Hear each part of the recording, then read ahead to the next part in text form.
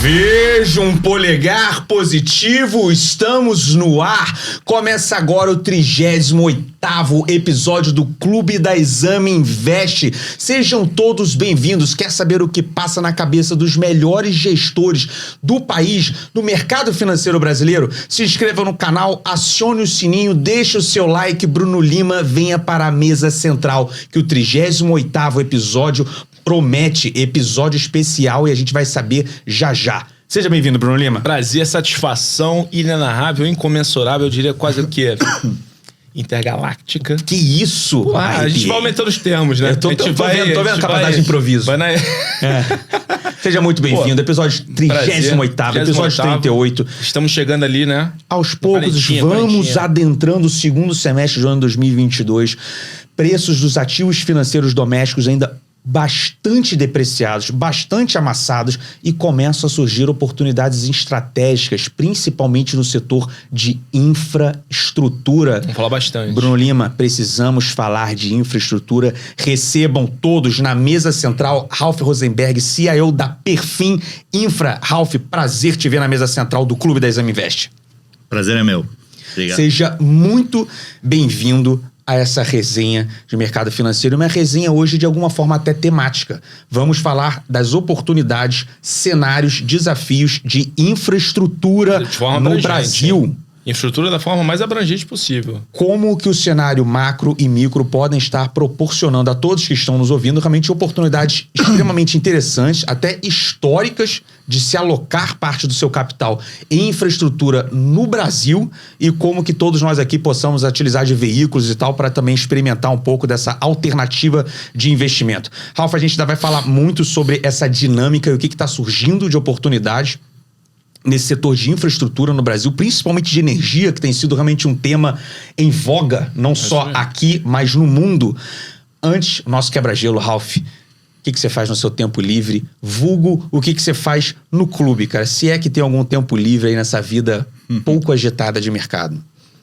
Enfim, tempo livre eu fico com as minhas filhas, vejo série, basicamente isso. Opa! Temos um primeiro.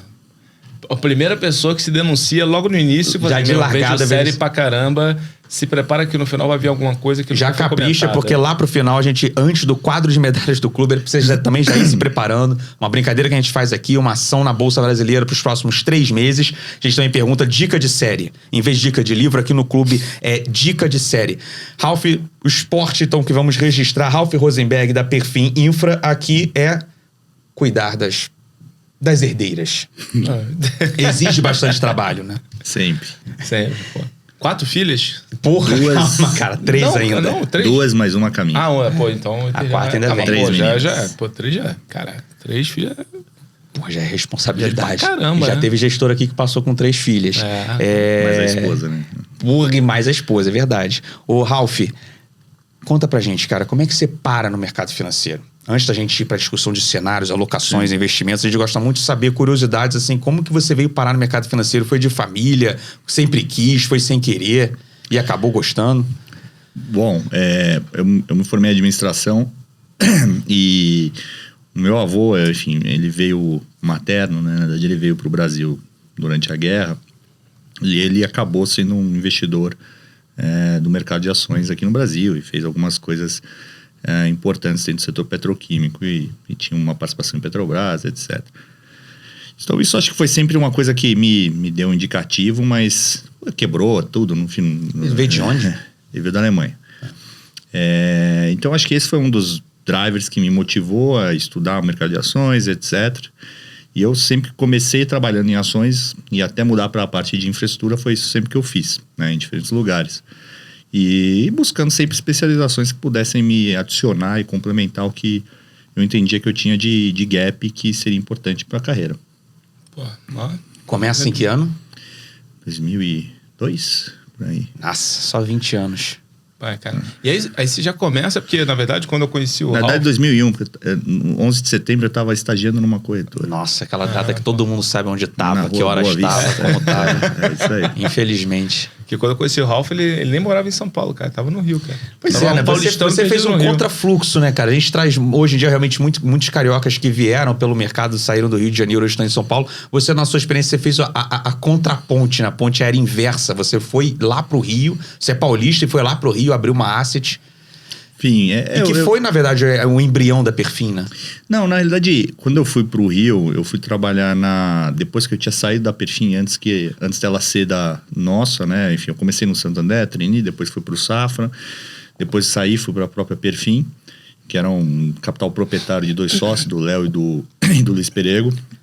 E quando o Léo foi pra MRV organizar lá IPO, etc., eu fui pro Rio, trabalhando numa gestora que estava começando a parte de fundo multimercado, cuidava da parte de equities e de long short de um fundo multimercado, que estava uns 40% do fundo. Eram books e tal. Sempre bom ter uma experiência fora, enfim. E você adorou o Rio, né? O clube é democrático, trazemos muito carioca aqui. O Rio é muito bem falado, mas estamos abertos para qualquer tipo de opinião, Ralf. Não, enfim. Assim que Deus voltou para São Paulo, tanto que você gostou do Rio. Pois é. Eu não sou dos caras mais aptos à praia, não sou muito fã. E foi uma experiência boa, acho que eu aprendi bastante. Mas o clube, né, esse clube de investimento que eu tinha montado no final das contas com mais 4 amigos, ele veio crescendo, tá, com 50 milhões e tal. Era sem fins lucrativos, literalmente, a gente não ganhava porra nenhuma. Mas aí a gente resolveu profissionalizar ele em 2007. Aí eu voltei para São Paulo. E aí a gente começou a Perfin como ela é hoje. E desde o começo você sempre teve esse foco? Ou foi a área que vamos dizer assim, te atraiu mais, te interessou mais, seja até por inspirações no seu avô, essa área de infra? Cara, o Beto, que é o outro sócio fundador comigo, que tá até hoje, e eu, a gente sempre gostou muito da economia real. Interessante, então, cara. Só que não adianta gostar, tem que ter o timing certo, o momento certo para fazer as coisas. Assim, bem ou mal, quando você investe em ações, você está muito próximo da economia real, né? Você pode estar mais ou menos dependendo do seu perfil de investimento. O Bruno, a gente já trocou muita ideia no passado. A gente sempre foi uma pessoa uma análise muito mais engajada, né? E conhecer o business e acompanhar, e dar tempo para o business maturar, né? Sem fazer juízo de valor. E a gente, enfim, vamos entrar em infra, vamos entrar em economia real, na realidade, a gente fala, mas temos que ter o momento certo, a hora certa, para a gente fazer o movimento, né? E da forma correta. E aí, em 2016, essa oportunidade acabou aparecendo. E aí que a gente começou o negócio e, no final das contas, felizmente, vem dando certo. Graças a uma série de conjunturas que ajudaram a gente. Desde a escolha do parceiro, da escolha do segmento, do timing, na visão oportunística. Timing de desinvestir, de monetizar a parte ou dar a oportunidade de monetizar. E o foco, né? Assim, a gente acredita lá em 4 pilares importantes dentro da parte de infraestrutura, né?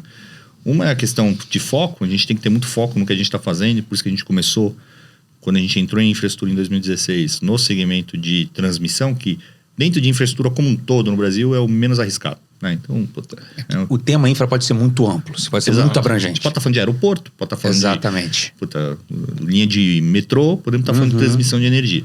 A transmissão era o risco mais baixo. Então, a gente começou com transmissão no setor de energia em transmissão. Mas esse é um dos pontos importantes. Outro é a visão oportunística, né? A gente tem que ter uma visão sempre muito oportunística das coisas, porque o nosso custo de oportunidade, né? Um investidor que investe com a gente, ele exige um retorno maior. Então, eu não posso... Se eu for competir com custo de oportunidade com empresas grandes do setor, estratégicas, eu não vou conseguir, né? Não vai ter chance. Então a gente tem que estar sempre tentando dar um passo à frente, ser mais flexível, rápido, buscar as oportunidades que aparecem. Acho que o terceiro ponto, a gente é muito associativo, né? A gente brinca lá que we know what we don't know, né? Não adianta a gente aqui de Faria Lima e tal, falar agora eu sei mexer em linhas de transmissão, vou investir. Porra, não sei, né? Posso aprender, né? Mas demora. Então, a gente fez uma parceria com a Alupar, excelente empresa, excelentes acionistas, visão correta das coisas, longo prazo, enfim, acho que foi muito positivo.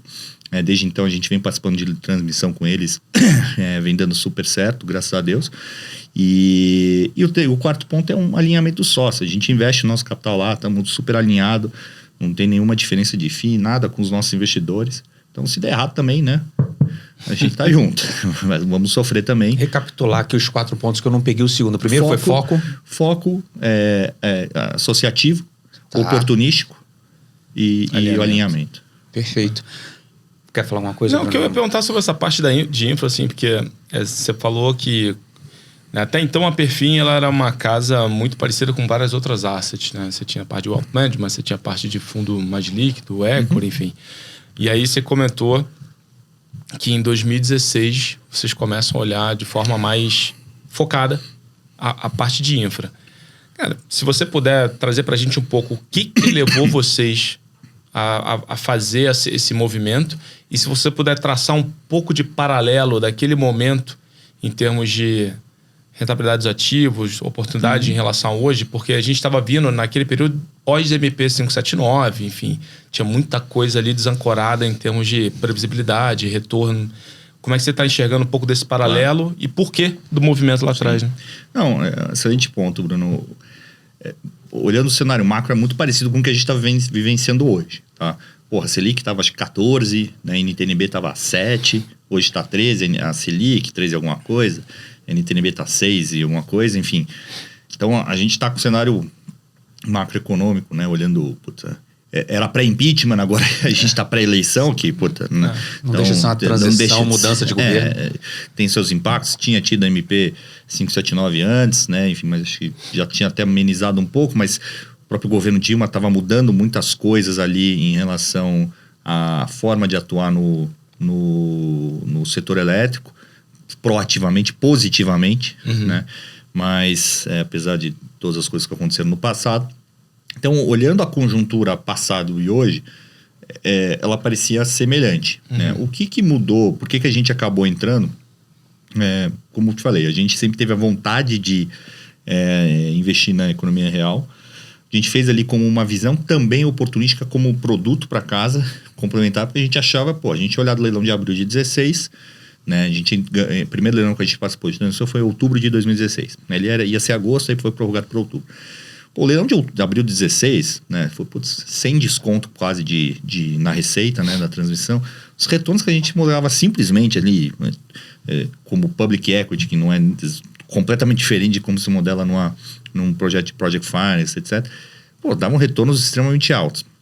Falei, esse negócio é legal. E aí, quando a Lupar, em meados de 2016, a Lupar anunciou o aumento de capital, a gente, uma empresa que estava com um risco-retorno totalmente assimétrico, né? Acho que uma série de conjunturas, né? Enfim, micro e macro. A gente, gostou, foi conversar com a empresa. Eu tinha um grande amigo que fazia parte lá, casado com uma das acionistas, aí ele me apresentou lá o Zé Luiz, o Dr. Paulo, que são as pessoas que tocam o dia a dia da empresa, são os acionistas lá. E a receptividade foi muito positiva, né? Teve muita empatia, né? E eu acho que do lado deles também. E a gente foi sempre muito transparente com a gente. Entendemos o negócio, gostamos. Vamos, só que eu preciso de algumas coisas para dar certo para mim, para vocês. Era um leilão grande que ia ter, né? A Lupar ainda, mesmo depois desse aumento de capital que a gente entrou junto com os acionistas controladores, subscrevendo uma parte deles, a empresa ainda tinha um desafio de balanço e a conjuntura muito incerta ainda, né? Então, no final das contas, a gente acordou, né, de fazer uma estrutura que a Lupar tinha um upside off-balance, foi muito bom para ela. A gente, né, tinha uma proteção para venda de 100% da nossa posição, isso é tudo público. A IPCA mais 5, né? Então, deixa de ser uma empresa boa, tá? Um downside protection bom, né? E a gente só ia ganhar o leilão se o negócio fosse bom mesmo, né? E aí, fizemos um club deal interno lá com alguns investidores. Foi super bom, porque os investidores, obviamente, não compraram a Perfin, eles compraram tudo bem. Os caras são sérios, não são bandidos, mas, eu tô comprando o que a Lupar faz ali, os caras têm track record e tal, né? É uma oportunidade boa. Foi o primeiro leilão que a Equatorial participou. E aí que a gente também, né, enfim, no final dos contos depois começou a chamar mais atenção do setor de transmissão. E a gente teve sucesso, né? Ganhamos um pouco mais de 2 bilhões ali, 51 a Lupar, 49 a gente. E desde então a gente aí participou de transmissão no ano seguinte. Aí ganhamos mais um lote no leilão de abril de 17.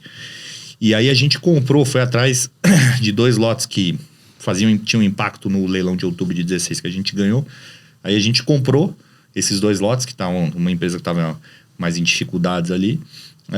Compramos, era em Greenfields ainda, não tinha nem licenciamento. E aí a Lupar também entrou junto com a gente.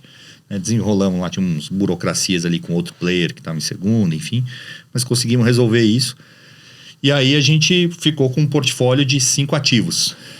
2 do leilão de abril de 16 que a gente comprou, 2 do leilão de outubro de 16 e 1 do leilão de abril de 17. E aí, enfim, toda a fase de implantação. Isso foi sempre um puta aprendizado pra gente. E acho que um dos maiores aprendizados que vale mais qualquer faculdade, curso, etc., que você possa fazer, que são as reuniões de acompanhamento e ver os erros, os acertos, etc., que a gente tem com esses players, né? Seja com a Lupar, na transmissão, Casa 200, né? Solátil, Comerc agora, Vibra, que entrou como só. Enfim, esse tipo de convívio e faz com que a gente cresça e entenda os desafios e ajude a gente a precificar e diminuir riscos no longo prazo, né? Em 2016... na Lupar, foi a primeira vez que vocês realmente na Perfin entraram, vamos dizer assim, skin in the game, agora a gente começa, vamos entrar na economia real de infra, de energia, de transmissão, foi ali. Foi.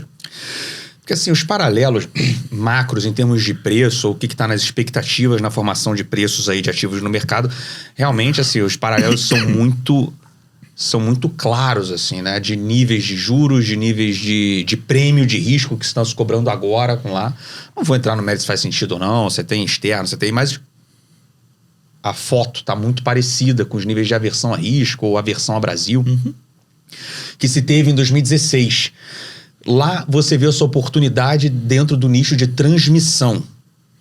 Agora, eu queria saber se, né, hoje, qual o nicho? Transmissão ficou um pouco crowd, eu queria até que você comentasse um pouco essa evolução do setor de transmissão de energia no Brasil, de 2016 para cá, mas qual o nicho que você veria oportunidade? Essa é a pergunta que eu vou deixar aqui no banco de carona.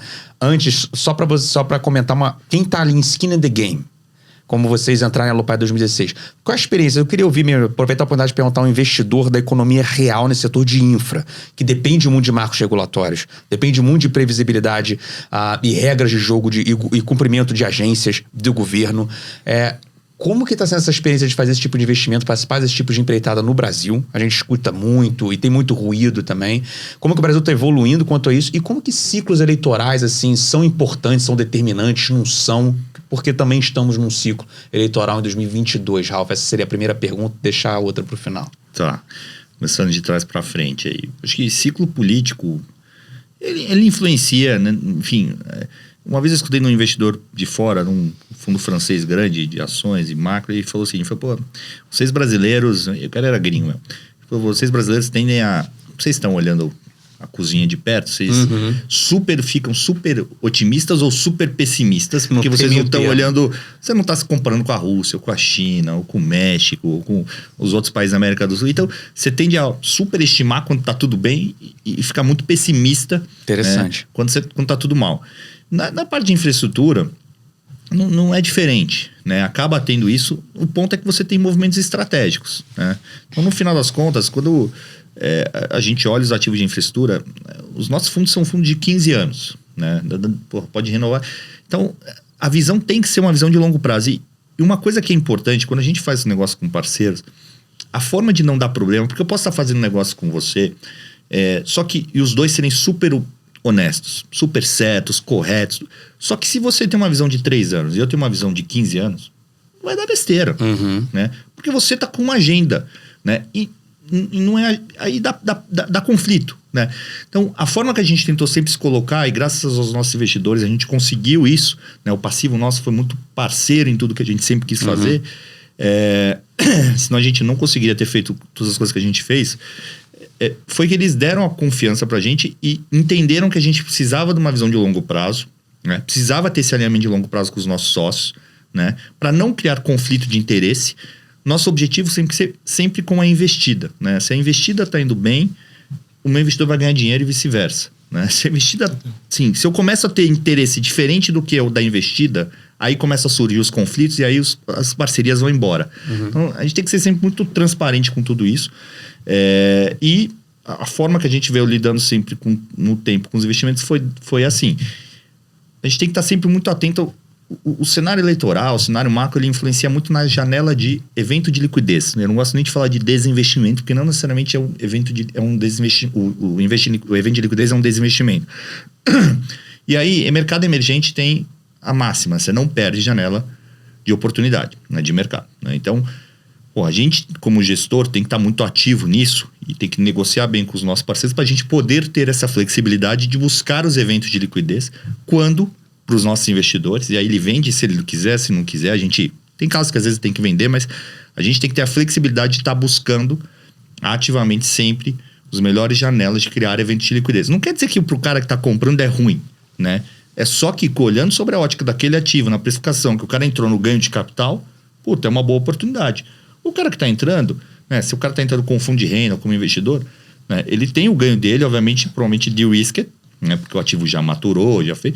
E aí, tem um outro tipo de retorno, que não necessariamente é ruim, pelo contrário, né? E foi assim quando a gente fez o desinvestimento de transmissão, né? A gente, 1/3 dos investidores não quis vender no IPO que a gente fez do fundo de transmissão. 2/3 monetizaram. Por quê? Porque o cara tinha uma visão. Na época tava IPCA mais 5,75. Mas a NTNB tava 2,90, a B30. Né? Hoje ela tá 6. Cara. Então, no final das contas... Mas assim, o cara falou, se o cara não tinha onde aportar dinheiro naquela época com o retorno, beleza, fair enough, não preciso vender. O cara que não, eu quero tomar mais risco. Aí cada um toma a sua decisão. Então, acho que o cenário macro, etc., salvo, obviamente, uma coisa maluca de alguém, enfim, mexer, que eu não acredito nisso. Acho que o Brasil ganhou uma referência, inclusive, em outros países quanto a isso. Mas a gente tem que atuar muito próximo disso. Não adianta a gente ficar aqui sentado na Faria Lima... é longo prazo e pronto. Sem atuar. E esse é um ponto importante, que a gente se coloca como um player financeiro, mas capital ele é commodity. Ele fica mais caro ou mais barato, mas ele é uma commodity. Dinheiro é uma commodity. Então a gente se coloca como parceiro para os nossos sócios, de forma que a gente quer ajudar. Em estruturação, em governança, em ideias, novos investimentos... potenciais desinvestimentos que façam sentido para... A gente quer atuar de, regulação, a gente é muito atuante nisso. Enfim, a gente tem na área de infra, 25, 27 pessoas. A gente tem 2 engenheiros focados na parte de greenfield, due diligence, engenheiro, né? Engenheiro de formação. Então, os caras, um veio inclusive da Álvares Marçal, que prestou muito serviço pra gente, o outro veio da ES. Eles focam em acompanhar a diligência, depois a operação e manutenção, construção e depois a operação e manutenção. Criticam, é como se fosse uma engenharia do proprietário. Invariavelmente a gente traz terceiros também para ajudar. Então, tem um consultor lá que é o Celso, na parte de transmissão. Não porque eu não confio na Lupa, pelo contrário. Confio, demais. Mas é meu dever fiduciário também, né, me questionar. A gente tem que estar se questionando, porque eventualmente a gente pode. E a Lupar tem a maturidade de saber, falar, não, essa pergunta é válida, essa pergunta... não sei. E a gente já tem um relacionamento... A Lupar é um exemplo, mas a Casa dos Ventos é a mesma coisa, Solatio, Comerc, etc. Todos os parceiros que a gente trabalha, todo mundo tem a humildade de saber. E a gente sabe por que a gente fez a parceria com eles, porque a gente respeita e sabe que não tem desalinhamento. Então, acho que eu respondi tanta coisa aqui que eu já nem lembro das perguntas completas, mas... Não, acho que a primeira você foi bem, que era trazer... A segunda eu fui mal? Não, a segunda eu não fiz. A segunda eu vou recapitular agora. Demora muito pra fazer uma pergunta, ele é uma forma dele enganar o... Eu fiz uma, guardei de teaser pra capturar a audiência, que é quase a oportunidade que você tá vendo agora. Que em 16 você viu em transmissão e agora. Mas essa não foi. A primeira acho que foi muito interessante. Eu vi a sua experiência como investidor aqui, que é um ambiente regulatório, governamental, agência e evolução, como isso o Brasil evoluiu. E como nessa perspectiva desse nicho de investimento, com esse perfil de prazo, realmente ciclos eleitorais não são tão determinantes, né? Acho que o Brasil foi assumindo uma senioridade, uma maturidade aí para cumprir contratos e conseguir dar horizontes mais longos para esse tipo de investimento. Acho que foi muito interessante. A segunda pergunta realmente é essa. Agora, né? O que em 16... Qual foi o alinhamento, entre aspas, de astros, mas que no caso aqui foi de preços de ativos, que você viu em 16 e falou, é agora que eu vou entrar na economia real, em infra, e no caso o nicho foi transmissão, e o veículo acabou sendo de fato um associativo com a Alupar.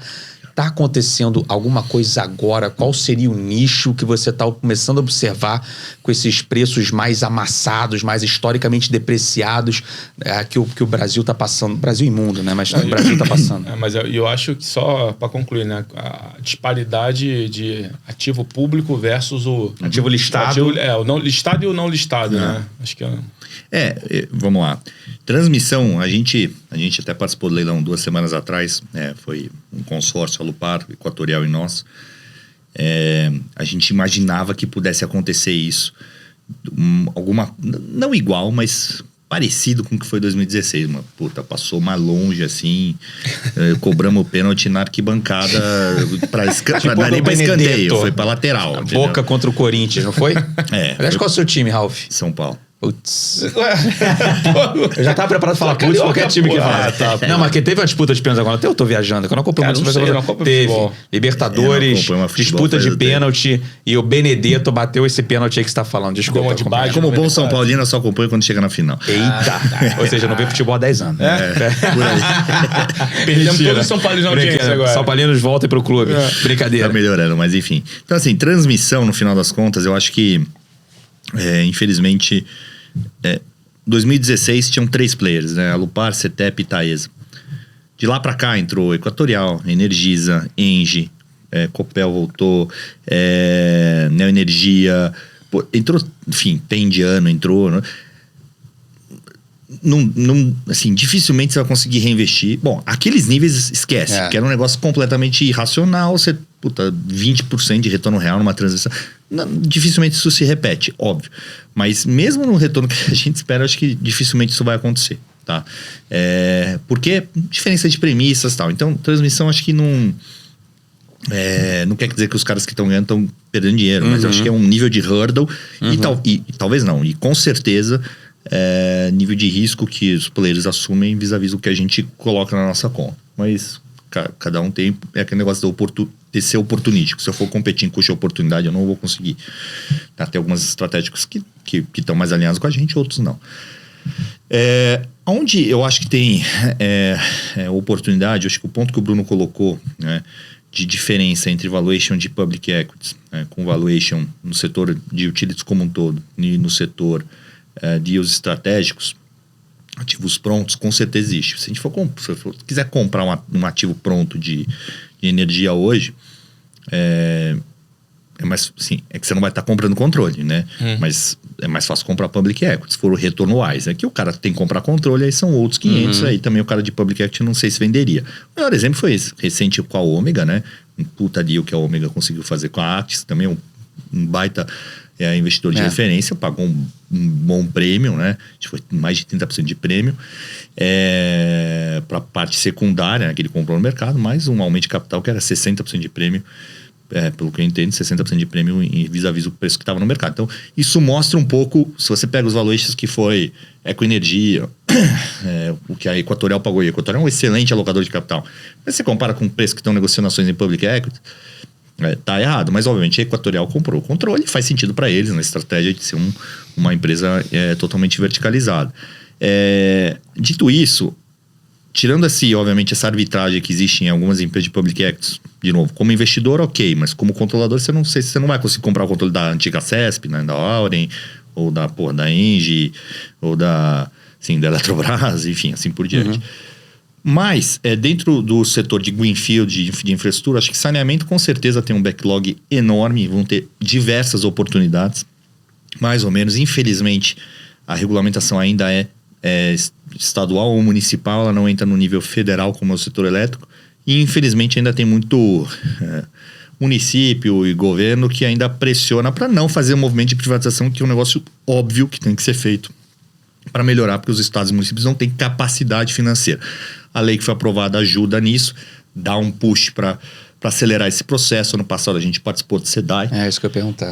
Não ganhamos, mas enfim, nosso negócio não é ganhar leilão, é ganhar dinheiro. Então, então não adianta a gente também fazer qualquer coisa. Mas posto isso, eu acho que o saneamento vai ter bastante oportunidade. Eu acho que no setor elétrico existem oportunidades. A gente tem uma tese que potencialmente, não dá para falar muito, mas ligados a ESG, para o bem ou para o mal, tá? Mas eu acho que tem um espaço aqui de transição energética sustentável interessante, depois a gente fala, não dá para falar mais, mas eu acho que é um potencial, um negócio interessante. E o segundo ponto, ainda existe a oportunidade de investimento em ativos greenfield, seja em geração, eu acho que o uso de energia só vai aumentar, né? Então, a energia, ela vai substituir o petróleo, né? A energia renovável, etc. Então, putz, você vê o crescimento de bateria nos Estados Unidos, que isso vai gerar um potencial no Brasil, isso vai vir também, né? No final das contas. Então, o Brasil tem um potencial de produção de energia tão grande, tão competitivo, que se a gente, de fato, souber usar isso com as políticas corretas, etc., o Brasil pode virar um baita hub de exportação de energia, seja via hidrogênio verde, né? Por amônia, ou uso interno, substituição, mais manufatura aqui, que é um dos pontos importantes. Dentro da questão macro que você colocou, né? Uma das maiores preocupações que existem hoje no mundo é a supply chain. Assim, o Brasil se preocupa menos com isso, até porque tem muita coisa aqui, mas Estados Unidos e Europa, a preocupação do supply chain é enorme, né? Cadeia solar, 80%, né? Enfim, mais de 80% dos painéis vêm da China, né? Só que o Brasil tem um potencial de se colocar dentro desse supply chain global, né? Por questões de logística, por capacidade de fornecimento, etc., de uma forma a se beneficiar enormemente disso, para os Estados Unidos, para a Europa, né? E capturando um pouco do que é feito na Ásia como um todo. Aí entra a questão política. O governo vai conseguir fazer isso, vai botar as pessoas certas para fazerem o negócio, vai dar os incentivos corretos, né, para a gente conseguir criar isso? Não sei, ninguém sabe. É difícil dizer, difícil acreditar muito com essa bagunça que tá tudo aqui, mas a ver. Mas eu acho que é isso, acho que saneamento, a gente está estudando um outro setor de infraestrutura lá na Perfin Infra, mas primeiro estamos ainda estudando, fechando parceiro estratégico. Se der certo, eu acho que esse setor também tem um gargalo, como teve em 2016 transmissão, esse setor tem um gargalo hoje de players e de um backlog enorme de investimento, e que não é tão estável quanto transmissão, mas pode ser um negócio interessante, uma oportunidade que a gente está mapeando para entrar já em breve nos leilões. Mas como destaca aqui esse questão saneamento? Acho que saneamento sim. Energia tem oportunidades, mais arbitrado, mas saneamento acho que com certeza tem muita oportunidade, porque é muita coisa que tem que ser feita. É muita coisa. Energia, se você for bold, se você conseguir integrar tudo, o setor elétrico está mudando como um todo, a regulamentação está melhorando, está abrindo o mercado, então também tem muita oportunidade, só que você tem que olhar sobre a ótica verticalizada, não dá para olhar só, vou fazer esse parque aqui. Aí, talvez você fique na mão de um terceiro, você tem que pensar na cadeia como um todo, por isso que veio a Comer. Vai perguntar uma coisa? Não, eu queria perguntar sobre, porque eu também, até para situar a galera, onde é que estava o status daquela discussão do marco do saneamento, né? Que ele foi aprovado, mas parece que não foi implantado, né, na sua já totalidade. Foi aprovado, né? Agora tem as discussões das normas, norma técnica, não, de referência lá que a Agência Nacional de Águas está definindo, né? Enfim, já tem algumas coisas definidas ali, mas no final das contas, agora, o ponto que precisa acontecer, de fato, são os estados e os municípios abrirem mão e privatizarem, né? De fato, entendi. Esse é o movimento que precisa acontecer, que ainda está acontecendo. A gente viu SEDAI, Amapá, Alagoas, estados, enfim, até no norte, no nordeste, enfim, fazendo movimentos fortes, no Rio de Janeiro, mas, putz, a necessidade é grotesca. Não, eu te confesso, a gente como carioca, quando foi feito o movimento da SEDAI, eu falei, cara, se foi SEDAI, agora... Para quem nascido e criado ali foi emblemático. Mas uma pergunta até muito de leigo. Peço perdão se a pergunta for leiguíssima, se é que existe. Não existe pergunta leiga aqui, meu filho. Ralf, até meu camarada Bruno Lima, os investidores aqui, os membros do clube que estão escutando, seja investidores, realmente muito varejo, ou investidores até já mais qualificados, você está trazendo esse tema de saneamento no país como uma oportunidade de investimento. Quem está escutando agora, assim, quais são os veículos que, para eu tentar entender melhor, assim, eu como investidor, seja do microinvestidor de pessoa física na bolsa ou mais qualificado, quais são os veículos que eu posso usar de falar, não, eu quero como investidor, eu quero participar desse movimento de desenvolvimento de saneamento no país, onde é que eu olho, o que existe, já tem coisa listada, pública, ou tem que ser fundo de participação? Como é que funciona isso? O cara que está ouvindo aqui agora, como é que ele participa desse movimento de saneamento no Brasil? Hoje, de empresas listadas, tem 3 empresas públicas, né? Sabesp, Copasa e Sanepar, né? Bom, vamos torcer aí para os estados privatizarem essas empresas. Não sei se isso vai acontecer. Espero que sim. Esse aí sim depende da eleição. Aí sim depende da eleição. Exato. Mas sim, mas eu acho que a pressão que vai ser criada, né, quando começar a saírem os resultados, né, do que uma EGE, do que uma Iguá estão fazendo no Rio de Janeiro, né, do que a Equatorial está fazendo no Amapá. Quando começarem a surtir efeitos, de fato, os benefícios, quando se compara com a administração pública, por bem ou por mal, às vezes não é porque não quer tudo, mas acho que a pressão política vai ficar muito grande. Interessante. Fora a arrecadação que gera para os municípios, etc. A economia, enfim, movimenta muita coisa. Então, no final, eu acho que... Você vê, né, mesmo estados que não são o primeiro... Né, enfim, São Paulo não fez nada, né, o Amapá, né, o Alagoas e o Rio de Janeiro fizeram. Porra, né, se eu tivesse uma pergunta aqui, né, aquelas perguntas de política, de eleição, você ia falar São Paulo vai fazer, né? O Dória, não vou fazer. Não fez, né? Então, acho que deveria gerar uma pressão grande para isso. Então, hoje, o acionista, o cara de public equity, aquele que investe em bolsa, o único veículo que eu conheço hoje são essas 3 empresas, tá? Com a gente, aí tem os fundos, são chamados FIPs e ES, né? FIPs de infraestrutura. E aí sim, dá para investir, né? Aí tem que acionar lá o comercial nosso, tudo. Mas eu acho que teve uma outra gestora, acho que a 20 fez um fundo, alguma coisa assim, não sei se listou, mas ela fez um fundo recente, né? Acabou ganhando lá também no Rio de Janeiro, junto com a Águas do Brasil, no leilão de dezembro. Mas que eu saiba, são só esses, enfim, são essas oportunidades que existem. Deixar, aliás, sempre reforçar e lembrar, o link da Perfin vai estar aqui embaixo na descrição do vídeo. Você tem mais algum ponto de saneamento, Bruninho? Eu ia pedir, aproveitar a oportunidade do Ralf aqui para... Ralf, você estava falando do desenvolvimento, até que como tudo, a matriz energética, mas o setor de energia aqui, de transmissão, geração, comercialização de energia no Brasil. Como que entra o evento privatização da Eletrobras nessa transformação do setor? O que você entendeu dessa privatização? Qual o potencial de mudança que tem para acelerar desenvolvimento e investimento nesse setor? O que muda e as oportunidades não só para a Eletro, mas também para o setor como um todo. Sim. Aliás, reforçando, né, que o banco, hoje, através do querido Pimentel, João Pimentel, voltamos a cobrir a Eletrobras.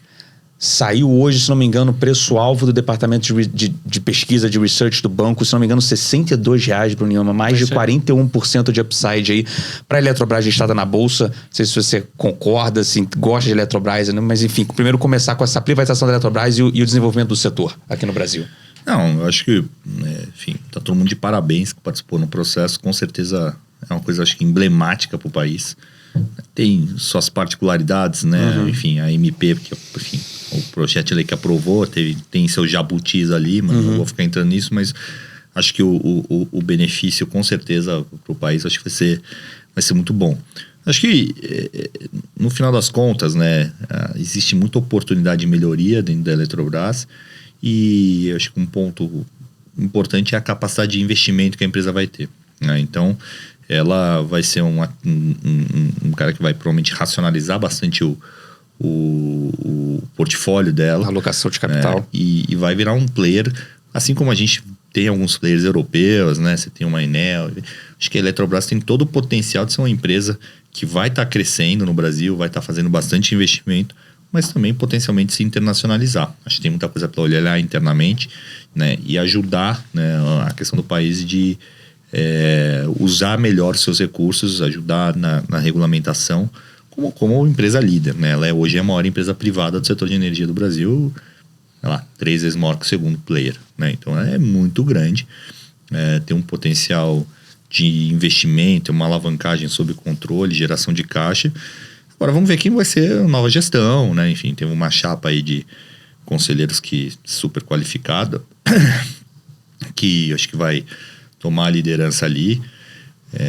Acho que o Pedro ali da 3G, enfim, está fazendo um trabalho excelente ali na organização de tudo isso. Vamos ver quem vai ser o novo CEO, né? Acho que tem diversos rumores aí. Uma pergunta de ignorante, tem prazo? Tem... A chapa, se não me engano, o conselho é dia 5 de agosto para a eleição. 5 de agosto. Se eu não me engano é isso. Aí o conselho vai ter que definir. O Limp, que era o CEO, que é o CEO ainda, fez um trabalho para conseguir tirar isso da burocra no final. Excelente.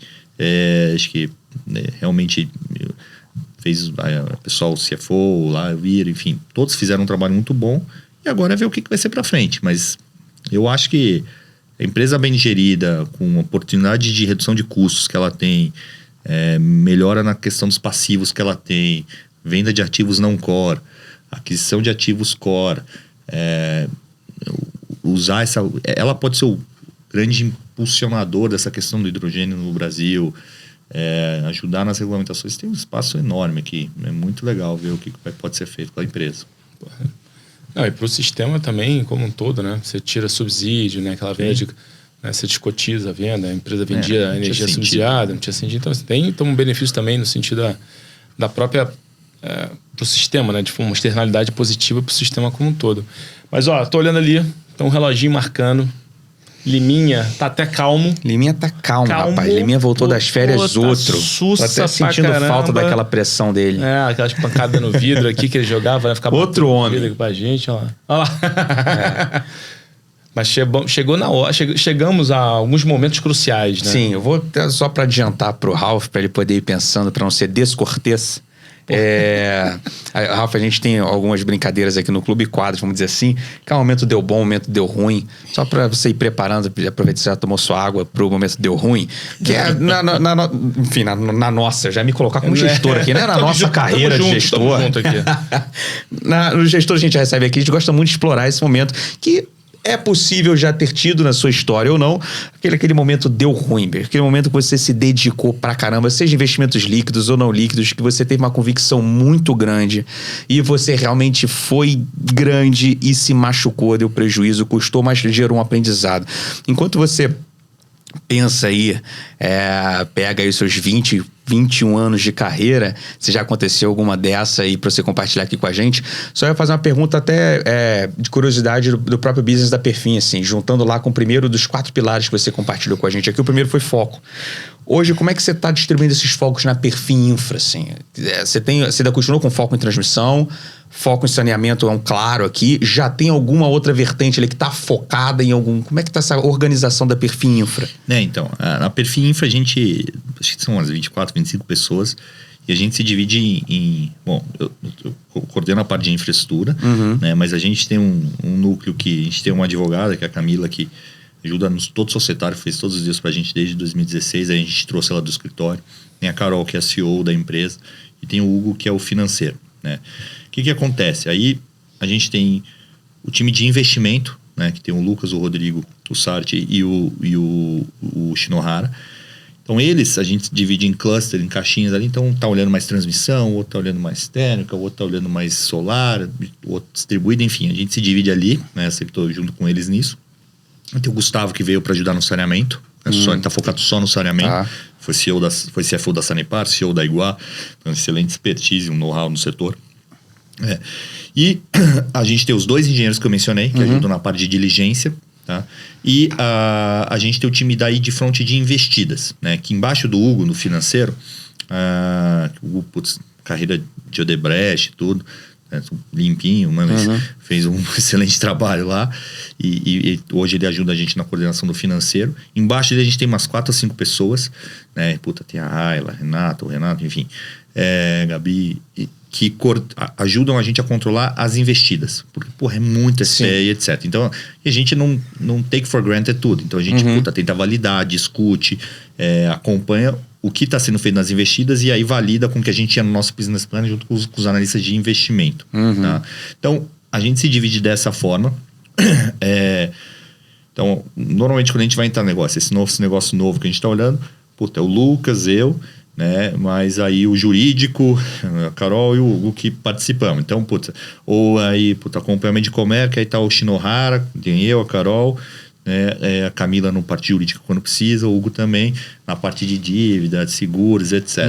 Então, transmissão é o Sarti, sou eu com o Sarti, Mas tem um jurídico também que participa, né? A Carol tem um reporte pro fundo listado, entra o comercial, que é a Suzana e a Marcela. Porque a gente tem o fundo listado, então tem que dar quando vai ser o dividendo, etc. Então tem os acompanhamentos que a gente tem com os nossos parceiros. Então tem um follow-up com a Lopar aí, acho que é quinzenal, se não me engano agora, porque os projetos já estão enertizados. Então a gente se organiza dessa forma. Entendi. E quando a gente vai olhar um negócio, a gente define, quem que vai acompanhar? Entendi. Todo mundo define junto, né? Tem um comitê de investimento, mas mais próximo porque não dá para ficar todo mundo todos os dias, né? Então, normalmente eu acabo me dividindo em todos os dias, mas, tem um pessoal que tá amassando bastante coisa lá, que são o time de investimento, aí o jurídico, a Camila ajuda muito, o Hugo no financeiro, a Carol, monta fundo, desfaz fundo, né, participa do conselho também. Então é assim que a gente se divide, o time de acompanhamento de investidas. Entendi. E nessas investidas, Ralph, já teve alguma que deu ruim? Machucou? Não, vamos lá. De investimento que eu fiz na época que eu olhava ações, né? Porque hoje eu não olho mais ações, salvo o fundo de energia que a gente utiliza, que a gente contou lá pro endowment da Poli e tal, que começou lá em 2021. Aí tem o Sandri, né? E o João que faz a gestão, eu acompanho junto com eles o portfólio, enfim, dou meus pitacos. Mas quando eu olhava Public Equities, o segundo maior, acho mas que foi um aprendizado muito grande para a infraestrutura, foi o investimento na Artéries, no final das contas. Artéries? Construção rodoviária. Teve CAPEX overrun, troca, enfim, desalinhamento de sócios, fechamento de capital depois de revisar a curso. Enfim, não foi uma história legal. Eu acho que foi uma história... Eu não conheço. Foi uma história, acho que, sim, pesada, já passou, já prescreveu. Não acho que foi uma história muito ética do lado dos então acionistas da Artéries, mas já passou tudo, mas foi importante aprendizado. Né? Entender como funciona o business de um capital intensivo, as particularidades, etc. Então isso foi um marco, me marcou bastante.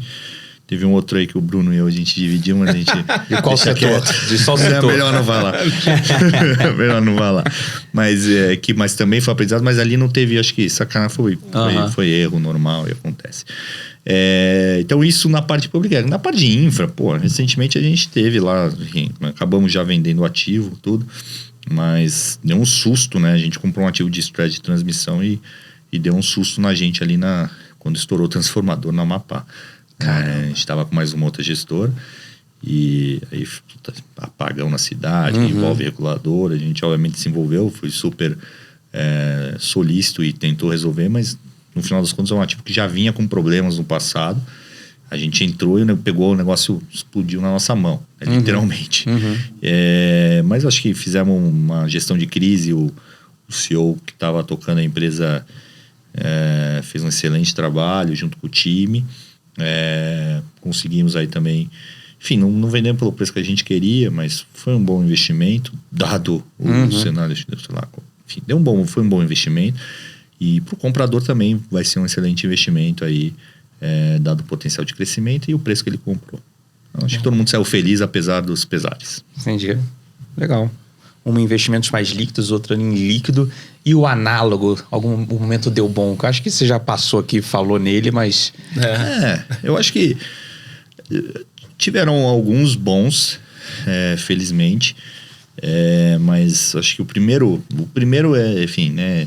Aquela história, primeiro ninguém esquece no final, né? Já começar por um belo home run. Acho que o leilão de transmissão de 2016 foi muito bom, né? E ele foi ainda melhor porque a gente conseguiu aproveitar a janela de oportunidade, né, de monetizar a parte. Nós, como sócio da Perfin, não monetizamos nada, a gente continuou acionista, inclusive compramos mais no IPO, mas para o gestor e para os fundos, e o importante para a gente é reciclar o capital, né? Então, eu não posso ficar com 20 vintage de fundo aberto. Então, a gente starta um fundo quando eu fecho o outro ou quando eu crio um evento de liquidez. Então, acho que o fundo Apollo 11, o Apollo 12 e o Apollo 15, que foram os fundos que a gente monetizou de transmissão, eles acabaram tendo retornos muito positivos, muito bons, num curto prazo de tempo. E aí eu acho que os investidores começaram a ganhar confiança de que, beleza, esses caras sabem escolher parceiro, né? Sabem escolher uma janela boa de mercado para tentar buscar investir liquidez, lembrando que não é que o cara que está entrando está perdendo dinheiro, não é isso. É uma questão de janela de oportunidade onde está o melhor mercado, mas o mercado estava ali, né? A gente listou com quase 300 bips acima da NTNB. E eu acho que isso mostrou a nossa... E tiveram outros, né? O que a gente fez combinando os ativos de geração ano passado com a Comerc, ia para o IPO, depois entrou a Vibra, um excelente player, negociação dura com eles, mas acho que ficou uma transição energética para a Vibra, um potencial de crescimento, de soluções energéticas que essa empresa virou, também super legal, isso me anima muito. A gente gosta muito do que a gente faz ali, então, enfim, ganhar dinheiro é consequência dos negócios acontecerem, mas a gente se empolga muito também com as coisas que a gente consegue fazer de diferente, né? E buscar coisas diferentes. A gente começou um negócio de geração distribuída em 2019, a empresa tinha, né, os fundadores lá, a família Chiraga tinha 5 megas lá em construção, né? Aí a gente entrou, fez uma parceria com eles e tal. 2 anos depois a gente tinha 186, se não me engano. Megas, são 35 plantas solares espalhadas pelo estado de Minas, né? Isso construindo com pandemia, tudo. A Solat também ajudou bastante, trouxe projeto. Então, é um pouco isso. A gente tem que ser muito, trabalhar com o sócio, saber trabalhar, mas é isso, tem que ter o alinhamento certo. Senão dá besteira. Interessante, cara. Quando você pensa aí na ação que você vai pegar de energia, por que de utility? Acho que, enfim, né, nessa parte de utility pode ser saneamento também. Pra brincar aqui com a gente no quadro de medalhas, que a gente tá esquecendo aqui, Bruno? Tá esquecendo série. Dica. Aliás, ele não pode deixar de falar, cara. Fica até à vontade de dar mais de uma, dado que você abriu o programa aqui falando que você é um expert em série. O que você deixa aqui de dicas pros membros do clube assistirem, cara? Um momento mais descontraído de série. Cara, é uma série que eu tô terminando de ver. Minha esposa brigou comigo, comecei a ver esse final de semana. E aí você viu sozinho? Esporro. Né? Cara, isso aí dá briga seríssima, cara. Vi com meu cunhado uma parte, depois... Mas minha esposa não viu o filme, então não adiantava muito. Não me esperou. Você viu o episódio antes de mim, não, isso aí bem por aí mesmo. Mas, DR é grave. Mas... chama The Offer, tá no Prime. É sobre a história, é um filme, é uma trilogia que eu amo, acho que muitos de vocês também, que é a história da como é que foi a filmagem e construção do filme do Poderoso Chefão. Um clássico. Muito legal, tem que ver. E ela é uma série que não piora, ela só melhora. Assim, então é uma série documental, então, porque ela... Não é um documentário, é uma série, mas contando os fatos reais da própria Paramount, que foi quem fez o filme, sobre como foi a construção, quais foram os... Sim, todas as pessoas você vai reconhecer ali e tal, alguns você vai dar Google para entender o que é, mas é muito legal. Fatos verídicos e tal. Assim, quem gosta e fã de Poderoso Chefão é obrigatório assistir. The Offer.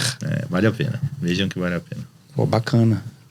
E aí, antes da gente chegar no quadro de medalhas, senão o Liminha briga lá. Liminha levantou, Liminha voltou pro serviço. Quer jogar futebol, olha lá ali. Caraca, Liminha voltou pro serviço.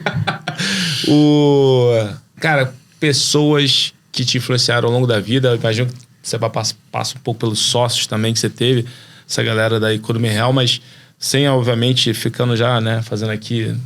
Você pode esquecer de alguém nas citações, mas... Quem você acha que, você se inspirou, te ajudou, teve lá, você fala assim, putz, cara, aqui, lembro dessa pessoa aqui que realmente foi referência. Não, eu acho que, enfim, olhando no passado mais recente, né, de fato, eu diria que acho que os sócios nossos de infraestrutura, todos ali, mais para um lado, mais para o outro, mas todos foram muito importantes, começando com a Lupar, depois Casa dos Ventos, Solat, Comerc, Vibra, enfim, todos tiveram suas contribuições que marcaram. Né? Assim, se eu o que aquele cara marcou, isso aqui foram importantes e foram grandes aprendizados. Como eu te falei, isso aqui é aquele negócio, vale mais que 10 mil MBAs em Wharton, Stanford. É muito bom esse tipo de experiência. Eu convivia com engenheiros o chefe de engenharia da Lupar, por exemplo, infelizmente ele faleceu de câncer no ano passado, no começo desse ano agora. O cara A Alupar tinha 40 anos já. Tinha Carlos Graça. Pô, português, pô. Ela lutou na guerra da Angola. Você convive, você vê, né, a forma que ele via as coisas. É muito legal, né? E você troca a ideia, você fala aquelas asneiras ali durante a reunião, o cara fala, porra, ele pensa 10 vezes assim, vou mandar esse cara tomar no... Mas, não, veja bem, é assim, assado. E aí, puta, tem que ter humildade nessas horas de falar, cara, não sei, vamos entender aqui, vamos questionar e tal. Como vocês falaram, não tem pergunta burra. É um direito de você perguntar. Então, isso, acho que todos esses sócios, né? Família da Alupar, Casa dos Ventos, etc., todos foram muito positivos e ajudaram demais, né? No curto prazo. Acho que, puta, a gente tem que valorizar quem sempre deu oportunidade pra gente. Acho que o Beto, meu sócio, sempre foi um que fundou a empresa comigo e tal. Além dos outros sócios que fundaram, mas o Beto principalmente. Acho que sempre deu muito suporte, deu muita liberdade. Meu sócio na Perfin também. A gente assumiu, bidou leilão com a Perfin gestora, já comprometemos a tomar um B200, a gente dando aval na física aí, o BTG. Grande parceiro. Não precisou tomar porque o deal não aconteceu. Mas assim, os caras, assim, a gente sempre teve muita reciprocidade, liberdade de fazer as coisas, a confiança mútua. Mesmo o cara não estando acompanhando lá dentro da Perfin, sempre foi uma coisa muito importante. E a confiança com os nossos investidores, algumas famílias importantes que sempre tiveram com a gente. Não vou estar aqui, provavelmente, lógico, eu não posso, mas eu acho que isso... Porque não adianta você ter, as qualificações, querer fazer, tá com vontade, precisa fazer, né?